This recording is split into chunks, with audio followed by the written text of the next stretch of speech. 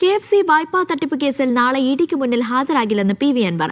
വ്യക്തിപരമായ കാരണങ്ങളാൽ ഹാജരാകാൻ കഴിയില്ലെന്ന് അൻവർ ഇഡിയെ അറിയിച്ചു. നിതിൻ സേവ്യർ വിവരങ്ങൾ നൽകും. നിതിൻ, വ്യക്തിപരമായ കാരണങ്ങളാണെന്നാണോ അൻവറിന്റെ വിശദീകരണം?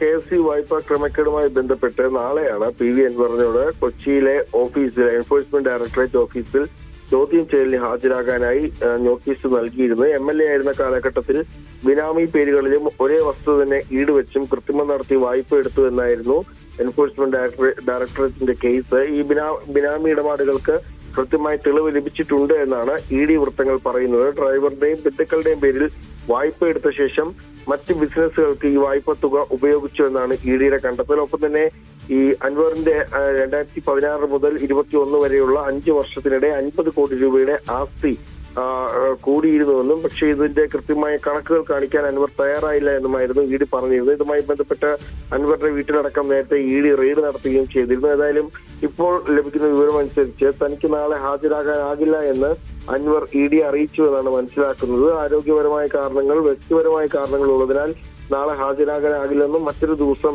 ഹാജരാകാൻ അനുവദിക്കണമെന്നുമാണ് ഇപ്പോൾ അൻവർ EDയെ അറിയിച്ചിട്ടുള്ളത്. നാളെ അൻവർ EDക്ക് മുൻപിൽ ഹാജരാകില്ല എന്നാണ് നിലവിൽ നമുക്ക് ലഭിക്കുന്ന വിവരം.